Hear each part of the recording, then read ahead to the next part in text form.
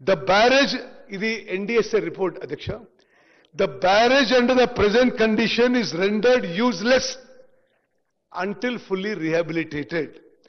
The damaged block may have to be structurally restored to make it functional.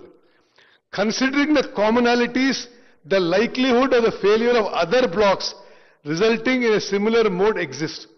This would warrant rehabilitating the whole barrage.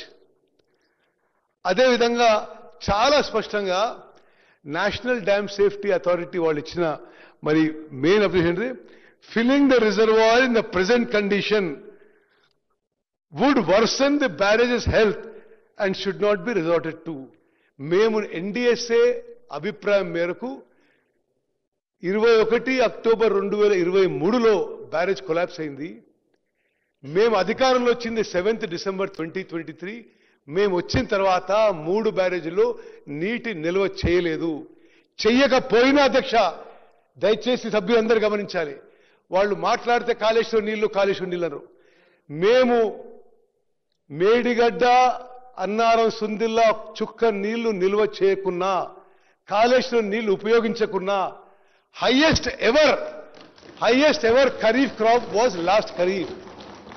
Record స్థాయిలో పంట పండింది, record స్థాయిలో మరి వ్యవసాయం కింద ఎక్కడి వచ్చింది.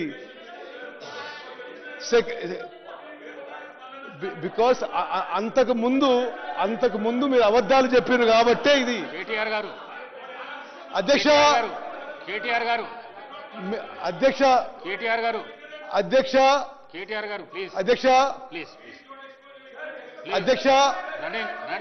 స్పీకర్ సార్, మీకు అవకాశం వచ్చినప్పుడు మాట్లాడండి. మీకు అవకాశం వచ్చినప్పుడు మాట్లాడుకోండి. నోట్ చేసుకోండి. మీకు అవకాశం వచ్చినప్పుడు మాట్లాడండి. మంత్రి గారు మాట్లాడండి.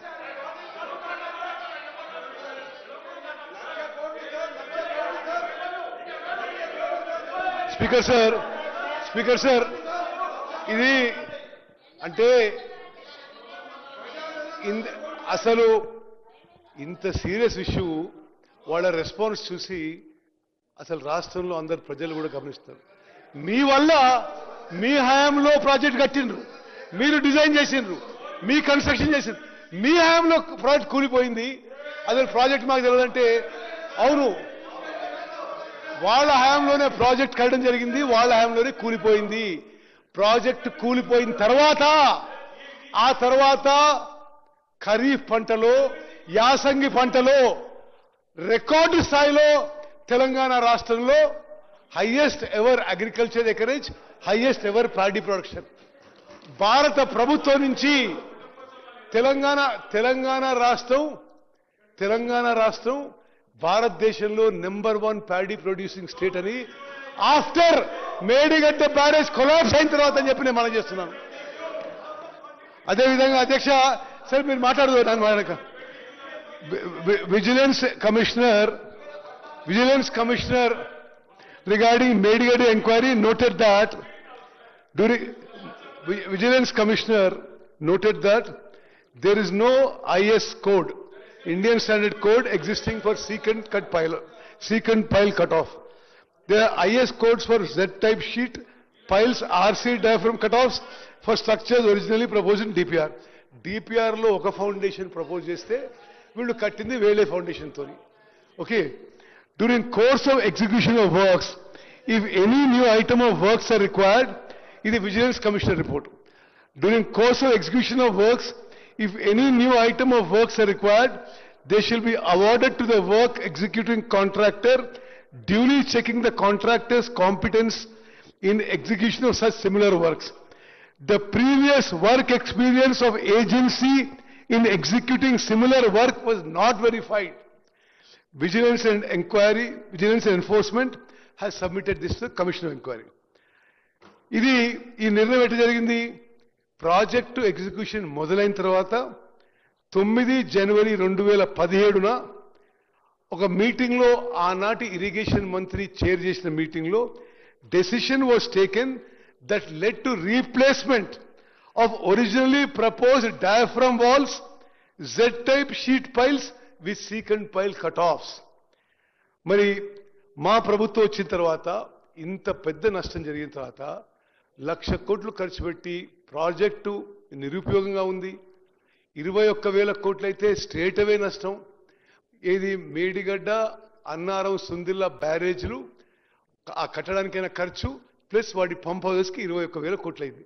అది పూర్తిగా మరి అసలు ఉపయోగంలో లేదు. ఇప్పుడు మా ప్రభుత్వం వచ్చిన తర్వాత పూర్తిగా ఈ విషయాన్ని పారదర్శకంగా మరి ఒక ప్రజాస్వామ్య పద్ధతిలో నిజం తెలుసుకోవాలనే ఉద్దేశంతో మా ప్రభుత్వం justice Shri Pinaki Chandra Ghosh, former judge of West Bengal high court, former chief justice of Andhra Pradesh high court, former judge of the Supreme Court, first Lokpal of India, one of the most distinguished judges of India.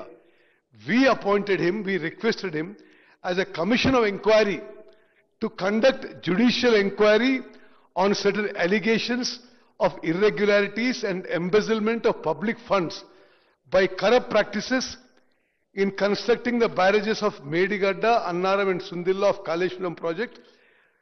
This GO was issued by us in March 2024. The terms of reference given to the judge were to inquire into the negligence, irregularities and lacuna in planning, designing and construction of Medigadda, Annaram and Sundilla barrages. To inquire into the manner of award and execution of contract, including but not limited to deviations in the contract and following a strict financial discipline in the execution of such contract. To inquire into the negligence and lacuna in operation and maintenance of 3 barrages by the agencies concerned and the department, thereby leading to major damage to structure.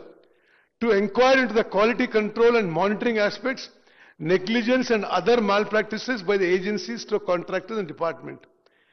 To inquire, identify and fix up responsibility for any authority or political or executive official who extended undue favors to the agencies through contractors in terms of allowing unjustified extension of time, wrong completion of work certificate, premature releasing of bank guarantee and such other matter.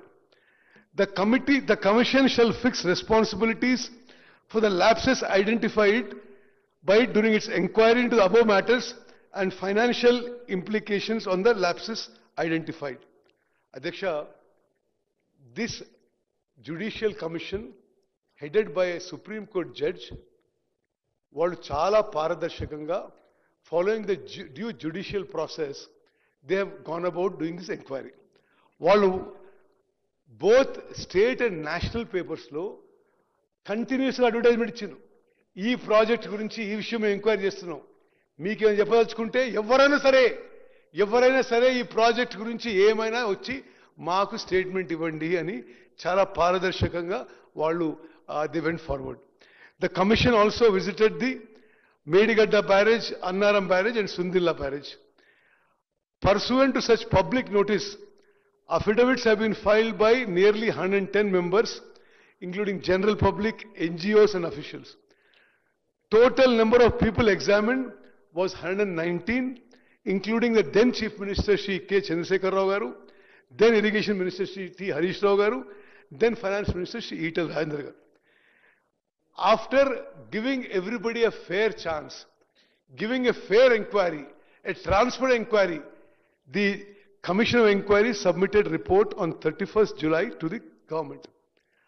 Our government, on receiving the report, immediately formed a committee of 3 senior IAS officers to study the Commission's report and submit a summary to the Cabinet. The matter was placed before the Cabinet on 4th August 25. The Cabinet has resolved